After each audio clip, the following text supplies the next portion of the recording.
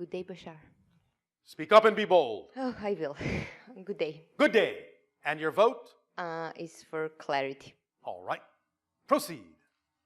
Okay. I follow my passion, which is nutrition and longevity. And I'm exploring lately using tonics and elixirs. All right. Those permission slips? Yes, and I'm enjoying them very much. All right. And I was just wondering if you can share a recipe. A recipe for what? For some good tonic for me. I thought you were the one that was excited about creating potions and tonics. Yes, I am, but Well, then why aren't you creating the recipe with your excitement? Okay. Because the only thing I would give you would simply be another permission slip, and your imagination would decide whether or not it is something that would work for it or not. It's just a permission slip. If you are excited about tonics as permission slips, then design a tonic that works for you as the best permission slip. Mm-hmm. No, I see what you're meaning, but I was, yeah. All right, you want a formula? Yes, Water. No, that's not funny. I understand totally. The purest tonic there is. Yes, I found a spring water that I'm using, and I'm very All excited right, about then. that too. There you go. Yes. You already know what you're doing. Okay. You don't need me to tell you. Okay. Anything else? No, that's all. To your good health.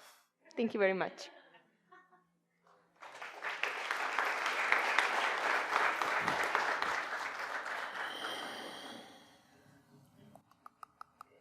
Hello, Bashar. And to you good day. The 5.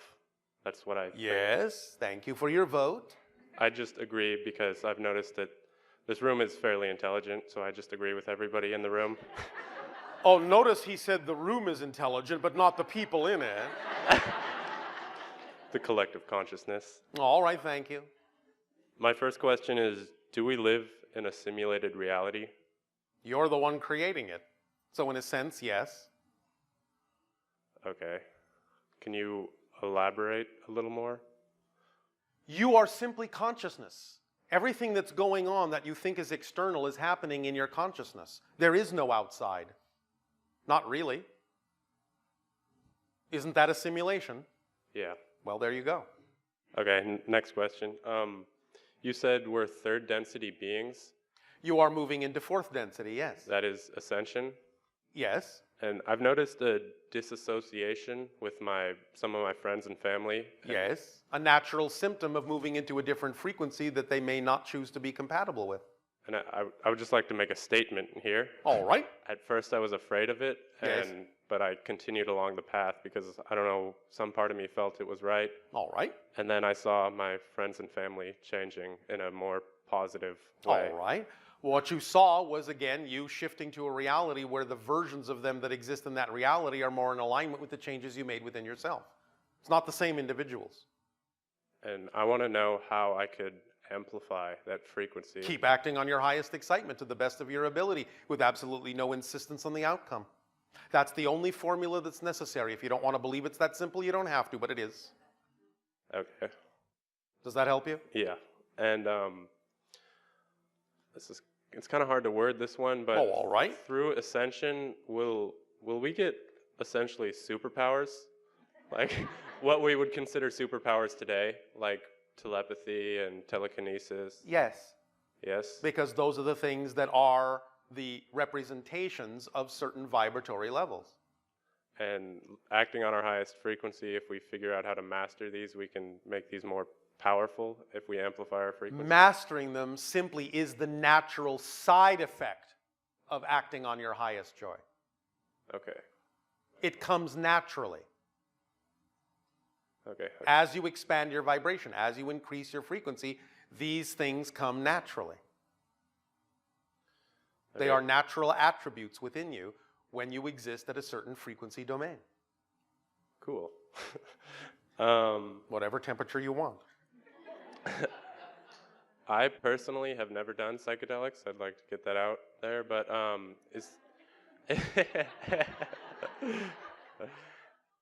The psychedelics, thank you. But I was wondering if mushrooms had a part in human evolution. Again, all the things that are growing naturally on the earth, that the earth provides as teachers, have a part in the idea of the evolution of consciousness on your planet, when used appropriately.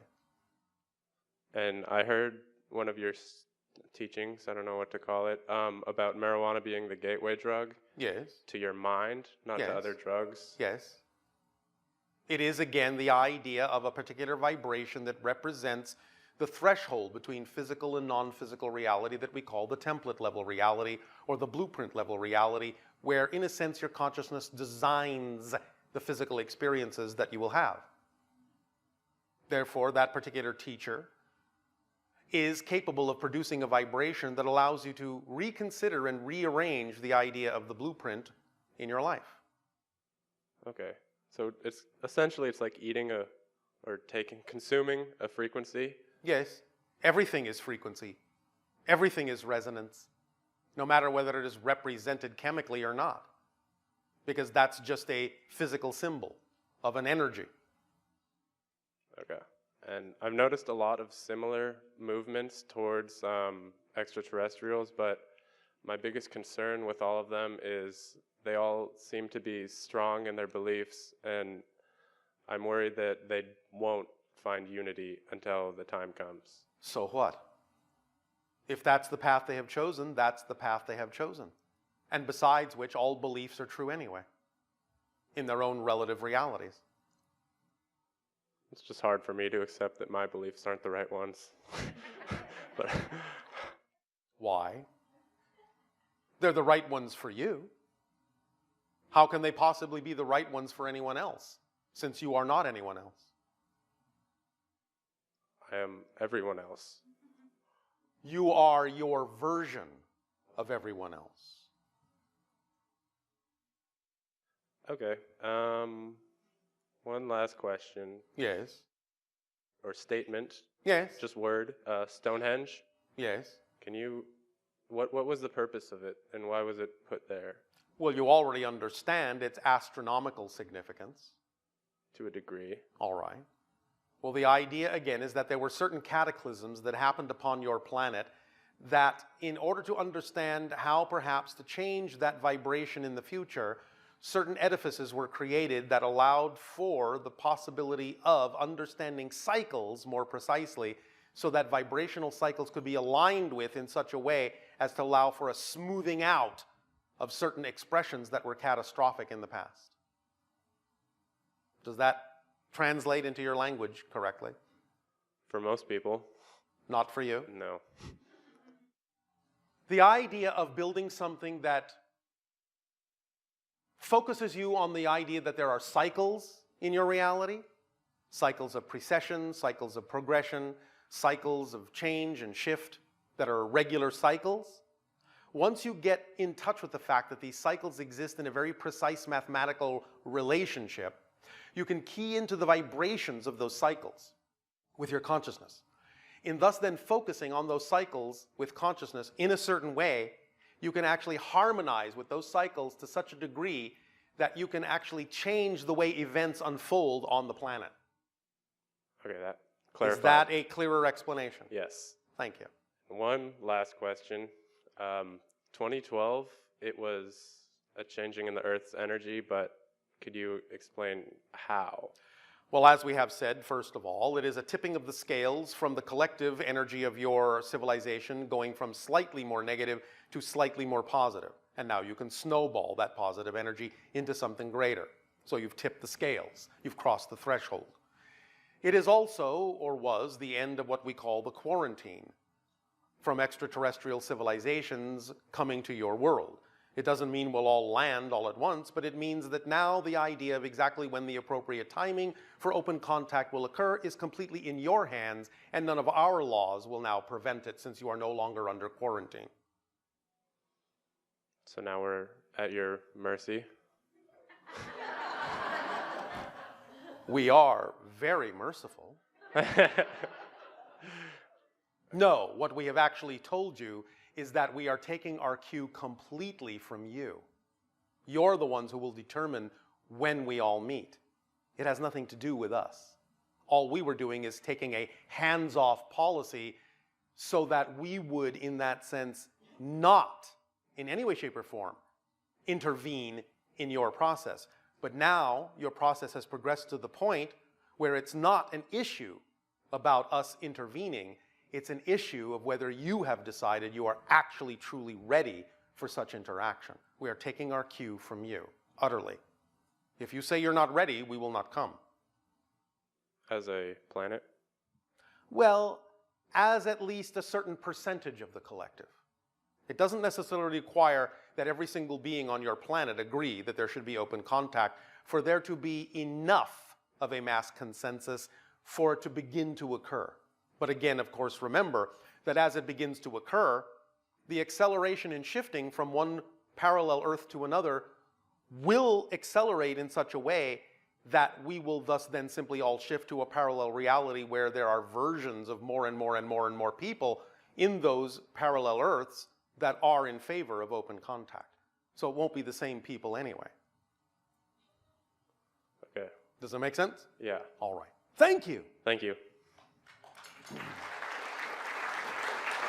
Nania,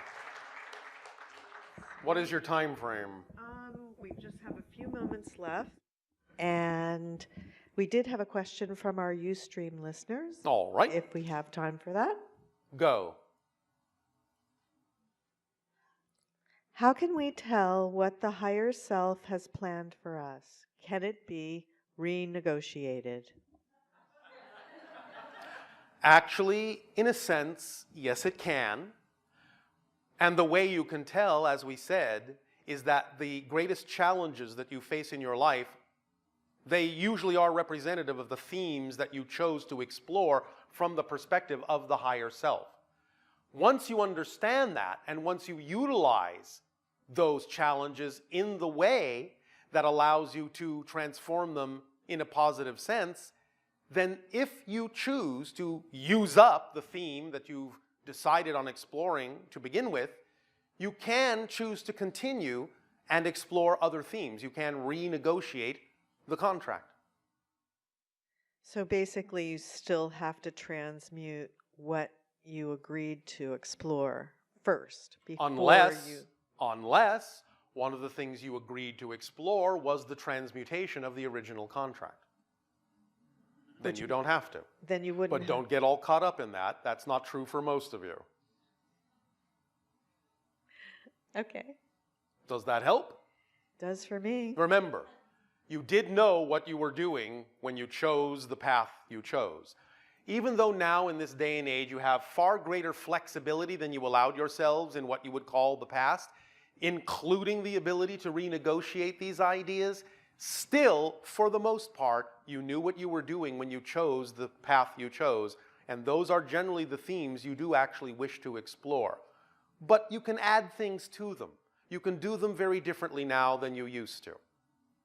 So it's really up to you to understand what flexibility is all about, what choice is all about, what responsibility is all about, and truly, truly create within yourself an absolute knowingness in your ability to respond. And as soon as you have true response ability, you will have far more flexibility and malleability in what themes you can choose to explore. And that is higher fourth density awareness. So we thank you for your willingness to explore these new ideas.